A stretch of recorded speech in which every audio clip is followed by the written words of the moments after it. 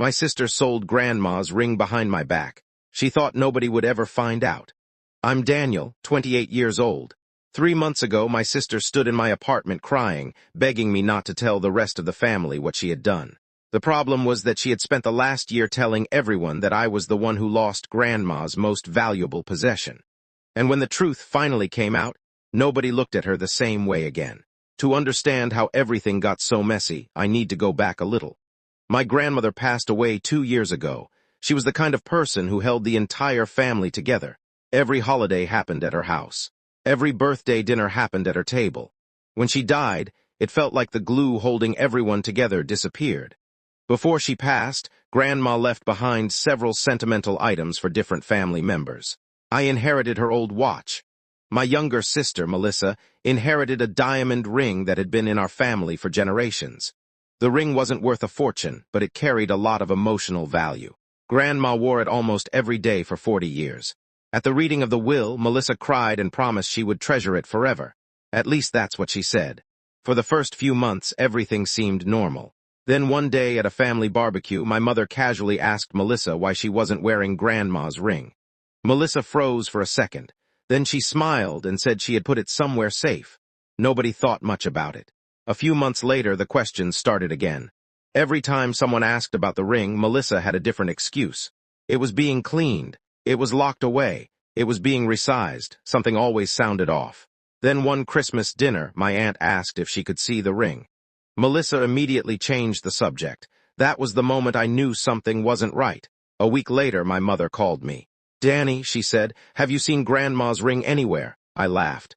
"Why would I have Grandma's ring?" My mother hesitated.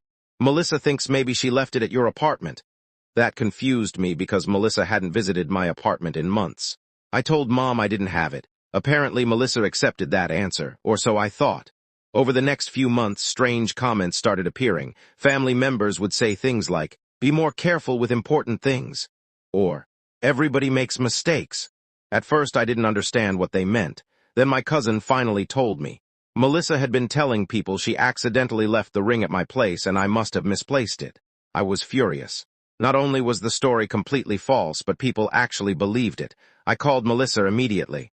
"What are you telling everyone?" She instantly became defensive. "I never blamed you." "Then why does half the family think I lost Grandma's ring?" She stumbled over her words. "I just told them it might have happened." I told her to stop spreading lies. She promised she would, but she didn't. Months passed. The story kept growing. Eventually, some relatives genuinely believed I had lost the ring and refused to admit it. The whole thing became incredibly frustrating. Then came the phone call that changed everything. One afternoon, I received a message from an unknown number. The person introduced himself as a local jewelry store owner. At first, I thought it was spam. Then I read the rest. He said he recognized my last name because our family wasn't very large in town. Several months earlier, a woman named Melissa had sold him an antique diamond ring. The reason he contacted me was because he recently attended a community event where he overheard relatives discussing a missing family heirloom. He wasn't certain it was the same ring, but the description matched perfectly. I nearly dropped my phone. I thanked him and asked if he had records. He did. Lots of them, including paperwork signed by Melissa herself. I couldn't believe it. The ring had never been lost. She had sold it. And she had blamed me to cover her tracks. I spent 2 days deciding what to do. Part of me wanted to confront her privately. Another part remembered the year of accusations, whispers, and family gossip she had allowed me to endure. Eventually, I invited her to coffee. The second she sat down, I placed copies of the paperwork on the table. Her face turned white. She didn't even try denying it. Instead, she started crying. Apparently, she had accumulated credit card debt. Rather than asking for help, she sold the ring. Then family members started asking questions. One lie became another lie, then another. Eventually, she couldn't back out. "What did you expect me to do?" she asked. "Tell the truth," I replied. She stared at the table, then she said something that shocked me.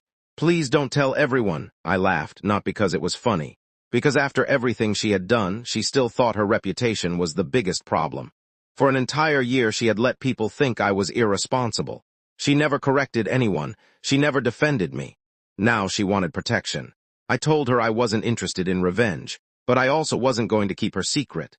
The following weekend, we had a family gathering. Before dinner started, I stood up and explained everything. I showed the paperwork.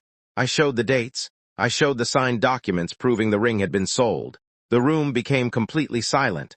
Melissa started crying almost immediately. My mother looked devastated. My aunt looked angry. My cousins looked stunned. Nobody even looked at me. They were all staring at Melissa. Finally, my mother asked the question everyone was thinking. "Why did you blame your brother?" Melissa couldn't answer. She just cried harder.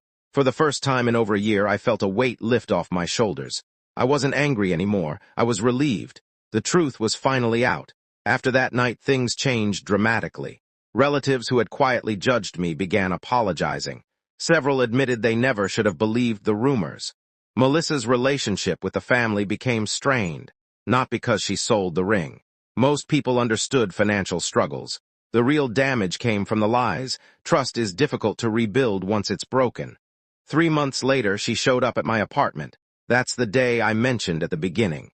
She stood there crying, asking me to help repair her image with the family. I told her something simple. "I didn't damage your reputation, your choices did." She didn't like hearing that, but it was true. Eventually, she left. Since then, we've slowly started speaking again. Things aren't perfect. They may never be, but at least they're honest. And if there's one lesson I learned from all of this, it's that the truth has a strange way of surviving. People can hide it. They can bury it. They can blame someone else. But eventually, the truth finds its way into the light. And when it does, the person who created the lie usually ends up facing it alone.